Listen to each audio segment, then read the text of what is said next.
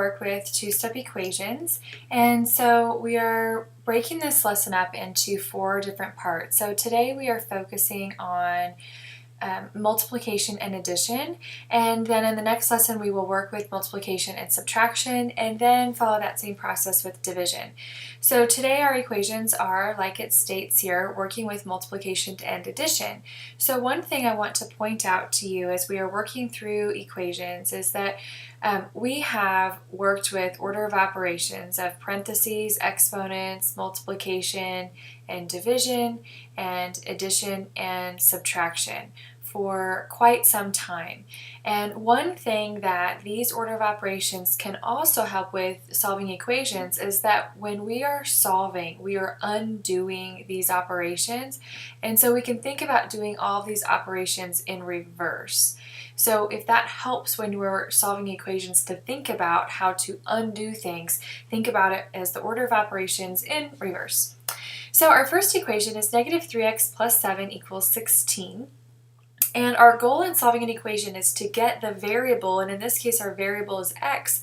We want to get that by itself on one side of the equal sign, and we want everything else on the other side of the equal sign. So in this case we are going to undo this addition of 7 first, and so think of the opposite operation, or the inverse operation of addition would be subtraction. So we are going to subtract 7. And what we do to one side of the equation, we have to do to the other side of the equation. So we are going to subtract 7 from both sides of the equation. And so that would eliminate this plus 7. So we are just left with negative 3x equals, and 16 minus 7 is 9. So now we need to identify what operation is taking place between negative 3 and x. And so we know that if we have a value right next to that variable, we call this our coefficient, that those numbers are being multiplied. So to undo this multiplication, we are going to need to divide. So we are going to divide on this side of the equation, and whatever we do to one side of the equation, we have to do to the other. So we are undoing this multiplication of negative 3, so we would need to divide by negative 3. And so we would divide by negative 3 on the other side of the equation, and so we would be left with just x on the left side of the equation, and then 9 divided by negative 3, which would give us negative 3. One nice thing about solving equations is that you can always check your answer. So I'm going to plug the value that we found for x into the equation and simplify and see if we get the correct value.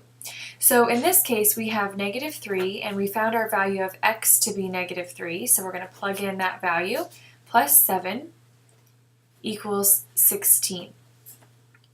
So negative 3 times negative 3 is 9, plus 7 equals 16, and 9 plus 7 is 16, so 16 equals 16. That is a true statement, so it checks.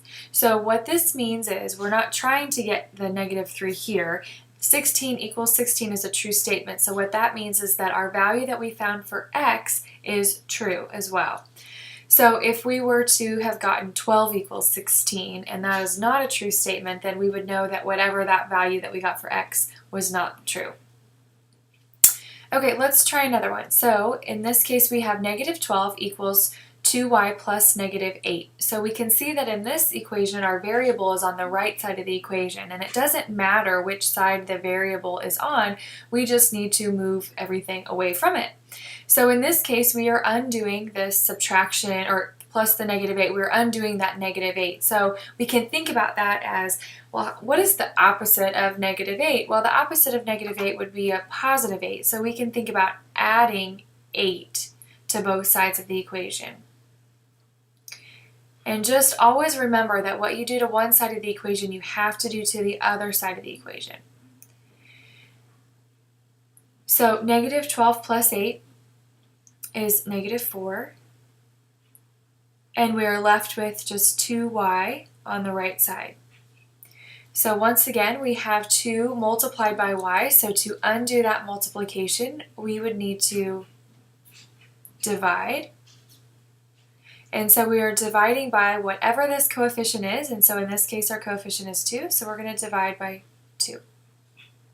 Negative 4 divided by 2 is negative 2, and 2y divided by 2 just leaves us with y. And if you want at the end, we can write this as y equals negative 2, so there are variables on the left side. And it's always a good idea to check your work. So if you, on your notes, you should fill this in. And on your assignment, it's a good idea to just check it in your calculator, plug the values in, and make sure that it works. So I'm going to plug my value in for y. So we got y to be negative 2. 2 times negative 2 here is negative 4, plus a negative 8. And negative 4 plus negative 8 gives us negative 12, and negative 12 does equal negative 12, so that works. Moving on to the next one. So if we have 7 plus 8x equals 23, one common area we struggle with is what to do with this 7 when we're trying to undo this. And one helpful thing to think about is, what kind of 7 is this? And this is a positive 7 in our equation, so we have to think about undoing a positive 7. So to undo a positive 7, we would subtract 7. And so we'll subtract 7 from both sides. And so when we do that, we are left with a positive 8x on the left side of the equation. And then 23 minus 7, so simplifying that would give us 16. We are multiplying 8 and x together, so we want to undo that. So we're going to divide. And so we're going to divide by whatever we're multiplying by, so we're going to divide by 8, and so x equals 16 divided by 8 is 2. So plugging in our values, 7 plus 8, we had our value of x to be 2 equals 23.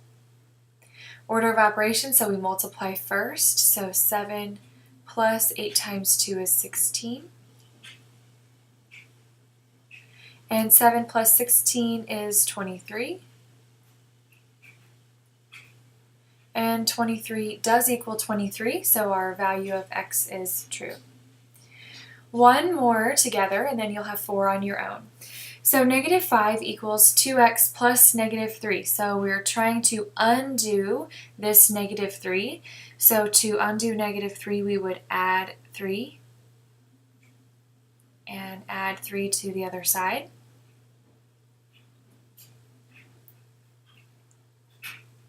And negative 5 plus 3 is negative 2. We need to undo this multiplication of 2, so we're going to divide by 2.